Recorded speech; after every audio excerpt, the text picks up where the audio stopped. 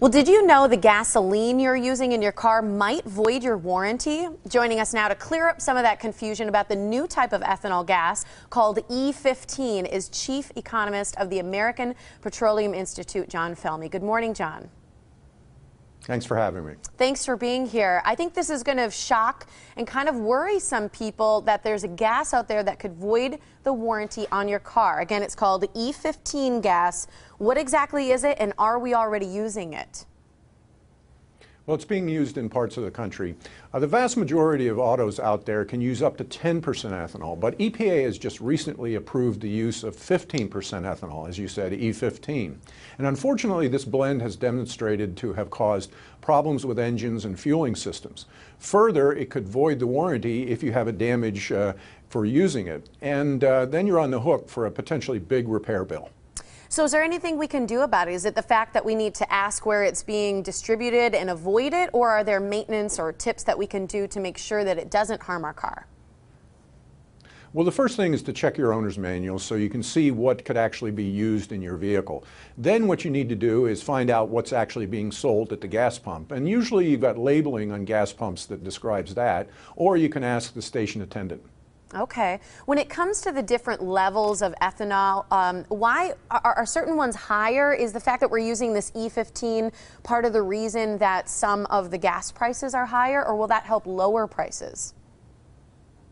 Well, actually, the main reason why you're seeing higher gasoline prices is the cost of crude oil, because that's 2/3 of the cost of a gallon of gasoline. Also, because we're using 10% ethanol in almost every gallon of gasoline, the cost of ethanol has gone up. And so the two things have contributed to the increase in the cost of a gallon of gasoline. Is there anything we can do to help lower those costs as consumers? Absolutely. What you can do is a bunch of common sense things. You can tune your car, inflate your tires properly, take junk out of your trunk, drive sensibly. Use a GPS, for example, to minimize the distance you travel and avoid traffic jams. And how about for driving tips? I mean, you mentioned a couple there. Is it true that going the speed limit of 55 or whatever it is actually more fuel efficient? Is that why speed limits are set the way they are? If you reduce your speed from, say, 65 to 55, you'll clearly save money. And so obey the speed limits and drive sensibly. You know, when you're talking about the gas that could damage many cars, how many cars out there do you think are not able to use the E15 gas? Well, EPA approved the use of E15 for recent models, and there are millions of cars out there that have been approved to be able to use E15 that may not be able to use it without damage. How about a car like mine? I drive an older car. It's a 1998. Are the older cars more likely to be damaged and not be able to use that kind of gasoline?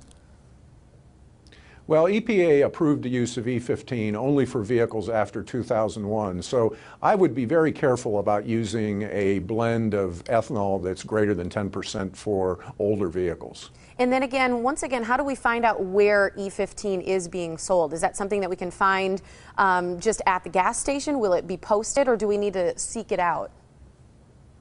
In most of the country, it's a requirement that they post what the ethanol content is in gasoline. You can also ask the station attendant to make sure, and you can consult our website, api.org, to find out more information on the issue. I think that's a good spot. I know a lot of times we go to the pump, we don't have time to run inside these days. So thanks so much for being here, John. We appreciate the information. Thanks for having me. Absolutely. And for more information, you can check out the website that John mentioned. It's api.org.